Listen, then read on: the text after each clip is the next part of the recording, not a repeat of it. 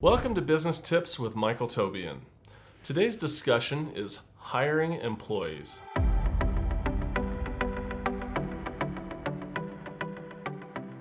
As your business grows, you may find yourself needing to hire employees. This can be very overwhelming at first, so much so that many business owners decide not to grow beyond the point where they can run the business themselves.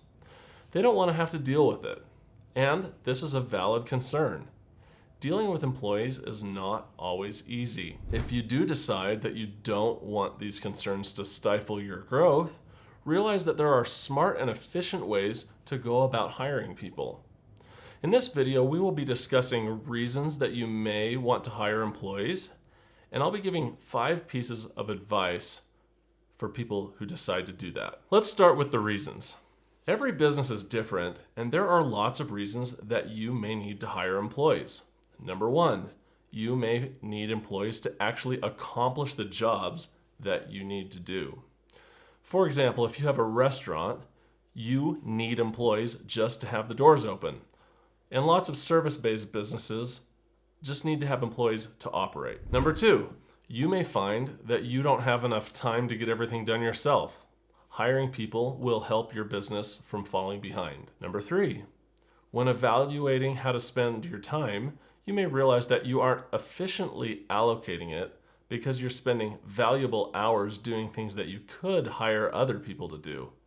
If you can spend time doing something that makes you $100 an hour, it doesn't make sense to do a task that you can hire out for $20 an hour.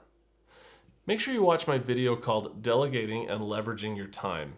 It may just change the way you operate. Number 4, you may not be an expert in an area and you might need somebody more skilled in that particular area to work for you. Perhaps this is an accountant or bookkeeper. Maybe you have a professional bidder that bids on jobs for the services that you provide, or maybe it's a specialty service that you can't fulfill with your skill sets. And number 5, you may be preparing for growth mode and are looking to the future to see what is needed to scale your operation. Whatever your reason is, it's best that you go about hiring your staff the right way. I didn't get any instruction really or advice when I hired my first few employees, so I made some mistakes and I did do some things right. It would have been nice to have a little instruction on the basics of making and fulfilling these hiring decisions. So, as a gesture to you, here are 5 tips from me for hiring employees. Tip number 1, quantify the decision. This has to do with deciding whether or not this is a good financial decision for you. Almost every business decision can be quantified in some way if you try hard enough to do it. I don't always put enough effort into these business decisions to do this as well as I should, but I do try to quantify things as much as possible. For example, the last person that I hired was a full-time marketing manager. His job is to lead our marketing and networking efforts with social media, business-to-business networking, customer retention, and I even have him do a little bit of sales. I asked my manager to put together an analysis of what it would cost and at what point would hiring him for the salary we had discussed be worth it. We had come up with a number. He had to increase our sales by this specific number in order for us to break even on this investment. We were a little on the fence as to whether or not his efforts would result in such an increase. And even if they did, breaking even isn't the goal, it's making money. We decided to negotiate a slightly different kind of pay scale with some opportunities for performance-based incentives for him, and we hired him. In addition to our cost analysis, we came up with some other reasons that it could be worth it for us to hire him. There were some other money-making opportunities that would perhaps present themselves with the help of his efforts, and because we are in growth mode, we felt it would sort of force us to commit to our growth strategy, making that decision and taking that risk. Sometimes the best motivation is being forced to stick with a plan. The point is, we took some time to learn exactly how valuable the investment in hiring him would be, and we moved forward in a manner that was still a risk, but it was a calculated one, and it was a risk that we understood.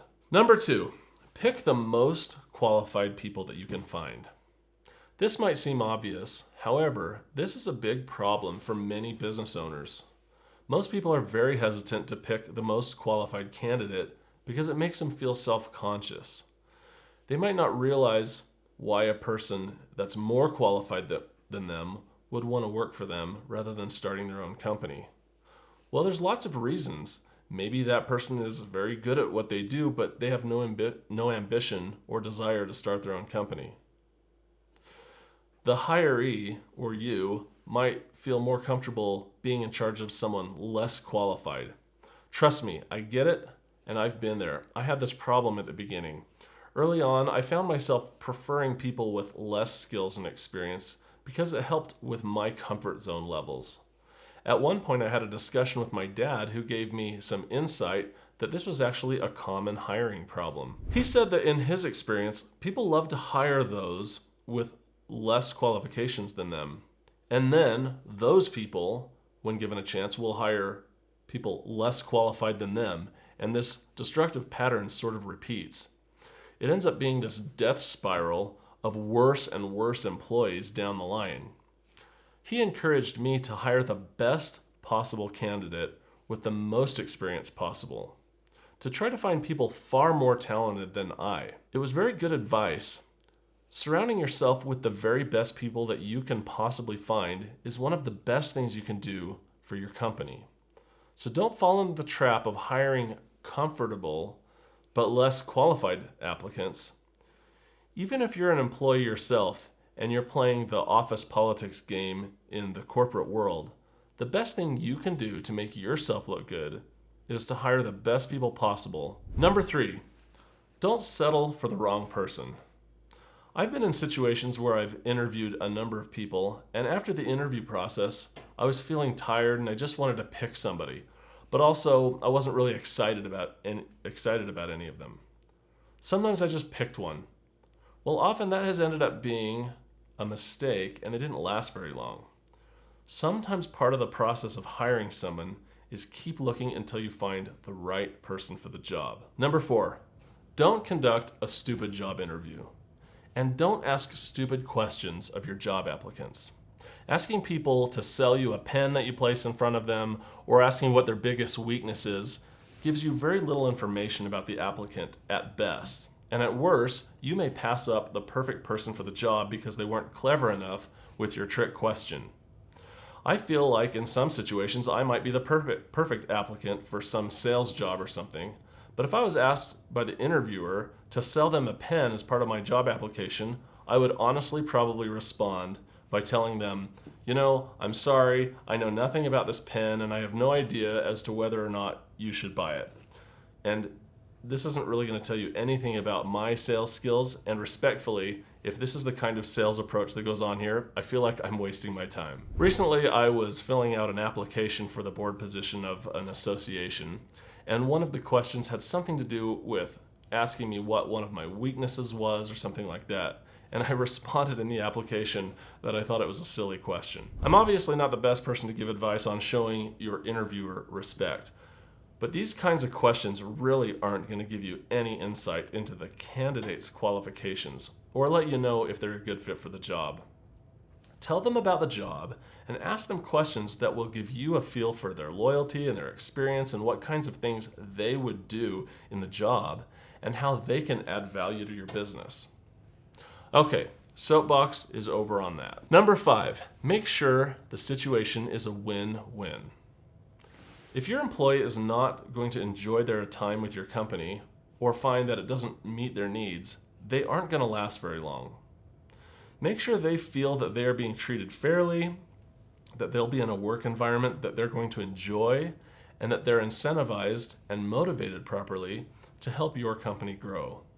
The right applicant isn't just going to be the person with the most experience, but somebody that you can trust, somebody you're going to get along with, and one that has the right attitude. And hopefully, someone that has a long-term investment in your company as you invest in them.